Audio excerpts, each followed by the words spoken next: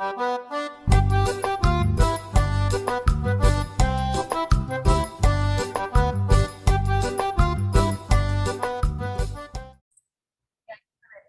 bom com vocês? Sejam bem-vindos, né, a mais um encontro semanal das nossas aulas de ciências. Lembrando que nesta semana, né, faremos revisão do conteúdo trabalhado na aula anterior, né, na semana anterior. E quem é que está lembrado aí qual é ou qual foi o nosso conteúdo trabalhado? Quem lembra?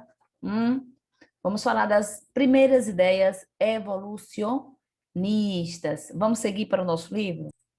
Vamos passear pelas páginas 47 a 56. Nestas aulas, nós vimos que em nosso planeta existe uma grande diversidade de seres vivos e que podemos encontrar esses organismos bem diferentes no mesmo ambiente. Então, as ideias evolucionistas buscam explicar o porquê das semelhanças e diferenças observadas nos seres vivos. Aí começamos a falar de duas ideias, que foi o fiquecismo e o transformismo. Vocês lembram que cada uma delas defendia? A ideia defendida pelo fiquecismo, qual seria, gente? Vamos lá. No século XVIII, predominava a ideia de fiquecismo para explicar a biodiversidade. De acordo com esse pensamento, cada espécie teria surgido de maneira independente e permaneceria sempre com as mesmas características. Essa teoria, portanto, não considerava que as espécies se transformassem. Um dos pensadores que acreditavam nessa ideia, era o sueco Carl von Linné, conhecido como Linneu, responsável por padronizar o nome científico das espécies e seu agrupamento em categorias hierárquicas. Lembram que nós vimos, né, no ano passado, nas nossas aulas, onde tinham lá a organização dos seres vivos, a classificação dos seres vivos, espécies, gêneros, famílias, ordens, classes e reinos. Melhor dizendo, né, no sétimo ano. No oitavo a gente viu reprodução. Mas olha aí. Outro cientista fixista era o francês Georges Cuvier, que estudava os fósseis encontrados em diferentes camadas de sedimentos. No sexto ano, você estudou que fósseis são vestígios ou restos de organismos que existiram no passado e se formam em condições muito especiais. Lembram que eles são encontrados em rochas sedimentares, não é? Olha aí um exemplo de uma escavação no sítio arqueológico. Para Cuvier, as espécies encontradas em sedimentos mais antigos e que não existem hoje tinham sido extintas por catástrofes naturais. Isso para Cuvier. Outros cientistas consideravam que os fósseis desafiavam a teoria do fiquecismo. Então, se as espécies não se modificam ao longo do tempo, qual é a relação entre as espécies atuais e a do passado? Por que tantas espécies surgiram e desapareceram, se não existe relação? Com base nos fósseis e outras evidências, alguns cientistas passaram a defender a ideia de que as espécies se transformam ao longo do tempo. Isso explicaria a diversidade das espécies e a existência de fósseis de organismos diferentes dos organismos atuais. Essa ideia ficou conhecida como transformismo ou transmutação de espécies.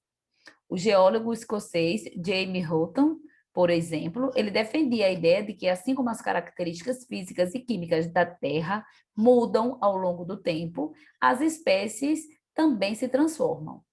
Então, lembra que nós falamos aí do fiquecismo e do transformismo, certo? Duas ideias que eram defendidas naquela época.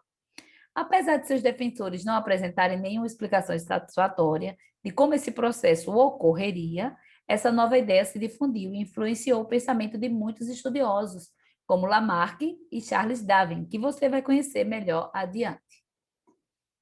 Vamos lá. Vocês podem estar fazendo a leitura desse texto aqui, que é bem interessante também. Mas vamos partir direto, que é porque vocês podem fazer sozinhos aí. Vamos conhecer as ideias de Lamarck. Lamarck, ele sugeriu um mecanismo para explicar a transformação das espécies. Por suas ideias, ele foi considerado um importante evolucionista que se opunha às ideias fiquecistas de sua época. A tese de Lamarck é expressa nos livros. O conjunto de ideias de Lamarck é conhecido como lamarckismo.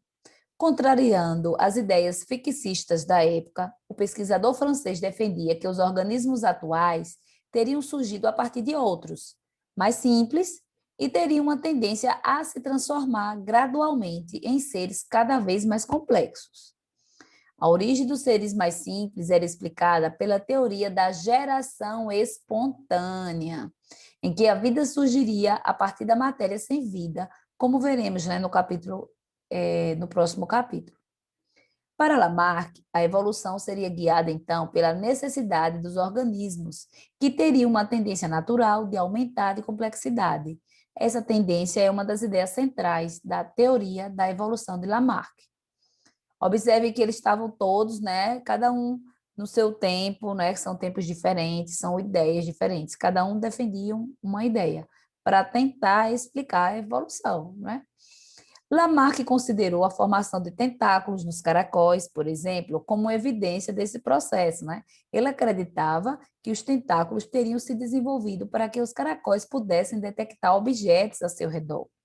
Atualmente, ele é mais conhecido pela elaboração das leis, que pretendiam explicar os mecanismos de transformação dos seres vivos. Quais são as leis? A lei do uso e desuso e a lei de heranças das características adquiridas. Então, vale lembrar que a época de Lamarck era comum a crença nessas leis. Vamos seguir. Lamarck defendeu que a modificação dos animais se dá pelo uso e pela falta de uso das estruturas, e chamou esse fenômeno de lei do uso e desuso. Então, assim, ele escreveu que o uso frequente e contínuo de um órgão fortalece e desenvolve essa estrutura gradualmente, enquanto a falta de uso ou de desuso de uma estrutura faz com que ela se enfraqueça, perdendo aos poucos sua função de até desaparecer. Vamos lá para outra lei. Sobre a lei da herança das características adquiridas, Lamarck escreveu que as modificações que ocorrem em um organismo são preservadas nas gerações seguintes, ou seja, assim como muitos cientistas da sua época, ele acreditava que as características adquiridas no desenvolvimento pelo uso e da atrofia pelo desuso das estruturas, influenciadas pelo ambiente, seriam passadas para os descendentes durante a reprodução. Ao observar um caracol e seus filhotes, Lamarck diria que os ancestrais dos caracóis precisavam dos tentáculos para interagir com o ambiente. O uso dos tentáculos teria levado ao seu maior desenvolvimento ao longo da vida. E a transmissão dessa característica adquirida para os descendentes teria resultado no que vemos hoje, os caracóis com tentáculos desenvolvidos. Essa era a teoria de Lamarck. O conhecimento atual na área da genética invalida a lei da herança das características adquiridas. Sabemos que apenas os genes dos gametas e das células germinativas são passados para os descendentes. Então, características que envolvem alterações nas células somáticas de um organismo não são transmitidas de uma geração para outra. Além disso, o uso e o desuso de órgãos ou de outras estruturas não altera o DNA dos genes que serão transmitidos aos descendentes. Apenas as mutações causadas por radiações, certas substâncias químicas e outros fatores ambientais podem alterar o DNA. Vamos continuar. Agora sobre as ideias de Darwin. Darwin é conhecido como o pai da teoria da evolução. Mas, ao contrário do que se costuma pensar, em ciência, poucas descobertas são feitas por uma única pessoa, né? Ou de uma hora para outra. Vamos ver a seguir o contexto que influenciou Darwin a desenvolver as principais ideias da teoria da evolução. As observações de Darwin. Ele participou de uma expedição cuja missão era explorar a América do Sul e depois ir para Nova Zelândia e para a Austrália.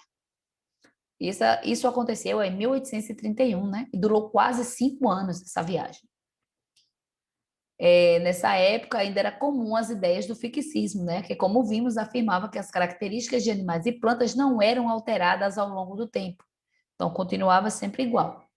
A existência de fósseis, como já foi mencionado, sugeria que organismos diferentes dos atuais tinham habitado a Terra no passado. Além disso, descobertas no campo da geologia começavam a revelar que o planeta Terra tinha passado por muitas transformações. Darwin esteve no Brasil por 2 vezes, nos trajetos de ida e de volta de sua viagem. Passou por Fernando de Noronha, Salvador, Recife, Abrolhos e Rio de Janeiro. O naturalista ficou fascinado com a exuberância da floresta tropical, mas chocado com a presença dos africanos escravizados, né, naquela época. O trabalho escravo ainda existia no Brasil. Continuando, o que foi que Darwin descobriu em sua expedição? Ele coletou muitos fósseis, sobretudo na América do Sul. Na Argentina, ele encontrou fósseis de estranhos animais de grande porte que ele não conseguiu classificar. Alguns eram semelhantes aos tatus e outros se pareciam com as preguiças. Darwin enviou os fósseis a especialistas em Londres que identificaram semelhança entre os fósseis coletados e os tatus e as preguiças atuais. Olha aí o tatu gigante, a preguiça gigante. Olha os atuais. A comparação entre os animais do passado e do presente levou Darwin a perguntar-se por que os fósseis dos animais gigantes haviam sido encontrados nos mesmos lugares onde viviam, né, animais semelhantes a eles, porém menores. Então, na mesma região que encontrou os ossos, né, os fósseis gigantes de tatus e preguiças gigantes, eles viviam atualmente, né, o tatu e a preguiça, só que em tamanhos menores. Então, ele começou a se perguntar por isso.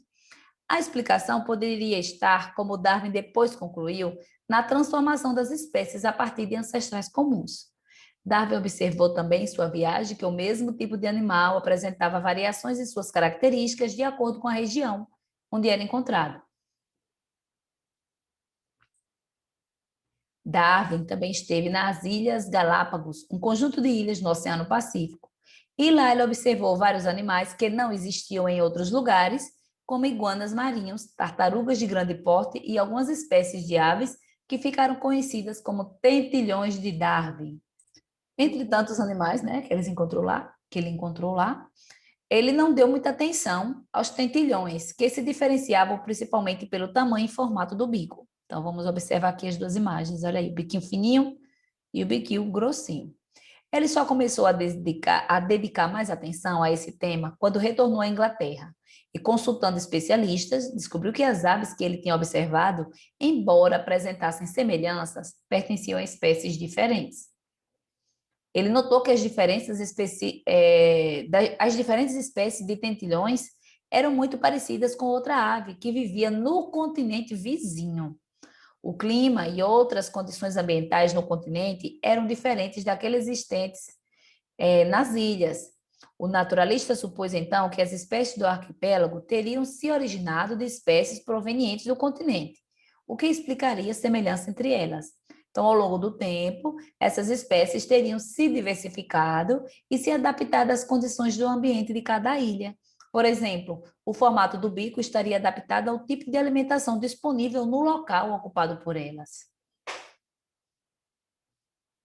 Então, foram as descobertas de Darwin. Acho que nós podemos ir para a atividade, né, não é? Pessoal, nós temos da questão 7 até a questão 9 para a gente responder, não é? Então, agora, no momento, nós vamos fazer a questão 7 e as outras vocês farão. Questão 7. Um cientista encontrou em determinada ilha uma espécie de pássaro com um bico grande e forte, capaz de quebrar sementes duras encontradas no local para comer o seu conteúdo. Com base nesse dado e em fósseis de espécie com um bico menor e mais fraco, que no passado habitou o local, o cientista supôs que a espécie atual se originou por evolução da espécie anterior. Responda as questões a seguir. Letra A. Como a mudança teria ocorrido se a lei da herança das características adquiridas proposta por Lamarck fosse verdadeira? Vocês lembram lá do exemplo que foi dado a respeito dos caramujos, as anteninhas que foram desenvolvidas e que seriam uma necessidade, né? Que os ancestrais não teriam e precisava dessa anteninha e com o tempo ela foi se desenvolvendo, né? Até que chegaram todos eles apresentarem essas anteninhas? Então, da mesma forma aqui com o pássaro. Observe que o pássaro tem um bico grande e forte, capaz de quebrar essas sementes. Já os fósseis têm o bico menor e mais fraco. Então, o que foi que aconteceu? Se fosse verdade, né? De acordo com a teoria de Lamarck, se ela fosse verdadeira. Então, esse pássaro, ele usou bastante, né, esse bico. Vamos lá. Para Lamarck, a espécie ancestral teria passado a comer sementes duras e, com isso, seu bico teria ficado mais forte e maior. E essa característica seria transmitida aos descendentes. A letra B. Utiliza o conceito de seleção natural para explicar essa evolução. Embora não falamos ainda sobre ela nessa aula, né, que na semana passada já falamos sim, e né, nessa semana será a próxima aula, mas nós vamos responder agora essa questão, não vamos deixar essa resposta. Utiliza o conceito de seleção natural para explicar essa evolução. A explicação, por meio da seleção natural, consideraria que as sementes mais macias da ilha escasseassem a semente e somente as aves com bicos mais fortes foram capazes de quebrar as sementes, né? Então, digamos que as sementes macias acabaram, então só tinha sementes duras. Então, só os pássaros que tivessem o bico mais forte, né, capazes de se alimentar dessas sementes, que resistiriam, né? Então, é dessa forma que se comporta a seleção natural. Então, e assim eles poderiam sobreviver e se reproduzir para estar evoluindo. A questão 8 e 9 é com vocês. Por enquanto, né, nós ficamos por aqui e já já retornamos com a nossa segunda videoaula semanal, tá bom? Então, fiquem com Deus, tenham um ótimo dia.